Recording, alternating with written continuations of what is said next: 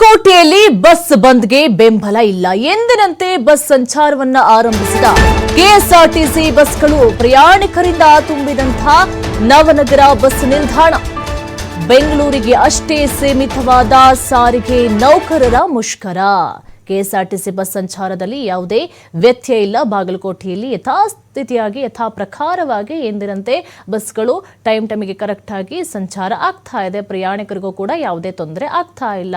ಹಾಗಾದ್ರೆ ಕೆಎಸ್ಆರ್ಟಿಸಿ ಅವರ ಸಿಬ್ಬಂದಿಗಳ ಮುಷ್ಕರ ಕೇವಲ ಬೆಂಗಳೂರಿಗೆ ಮಾತ್ರ ಸೀಮಿತವಾಯಿತಾ ಅಥವಾ ಒಗ್ಗಟ್ಟು ಇಲ್ವಾ? ಅಥವಾ ಇರೋದು ಏನು ಸರ್ಕಾರ ಅನೌನ್ಸ್ ಮಾಡಿದೆ ಆಲ್ರೆಡಿ 26 ತಿಂಗಳ ಅರಿಯರ್ಸ್ ಅನ್ನು ಕೊಡ್ತೇವೆ ಅಂತ ಹೇಳಿ, ಅದಕ್ಕೆ ತೃಪ್ತಿಯನ್ನ ಪಡ್ಕೊಂಡಿದ್ದಾರಾ ಎನ್ನುವಂತ ಪ್ರಶ್ನೆಗಳು ಕೂಡ ಒಂದು ಕಡೆ ಮೂಡ್ತಾ ಇದೆ. ಒಂದು ಕಡೆ ಸಾರ್ವಜನಿಕರಿಗೂ ಕೂಡ ತೊಂದರೆ ಆಗಬಾರದು ಅನ್ನುವಂತಹ ನಿಟ್ಟಿನಲ್ಲೂ ಕೂಡ ಸಂಚಾರ ವ್ಯವಸ್ಥೆಗೂ ಕೂಡ ಅನುಕೂಲವನ್ನ ಮಾಡಿಕೊಟ್ಟಿರಬಹುದು. ಇದು ಬಾಗಲಕೋಟೆಯಲ್ಲಿ ನೋಡ್ತಾ ಇರುವಂತಹ ದೃಶ್ಯಾವಳಿಗಳು. ನೀವು ಯಾವುದೇ ವ್ಯತ್ಯಯ ಇಲ್ಲ, ಎಂದಿನಂತೆ ಯಥಾ ಪ್ರಕಾರವಾಗಿ ಬಸ್ಗಳು ಸಂಚಾರವನ್ನ ಮಾಡ್ತಾ ಇದೆ. ಬಾಗಲಕೋಟೆಯಲ್ಲಿ ಬಸ್ ಬಂದ್ಗೆ ಯಾವುದೇ ಬೆಂಬಲ ಇಲ್ಲ.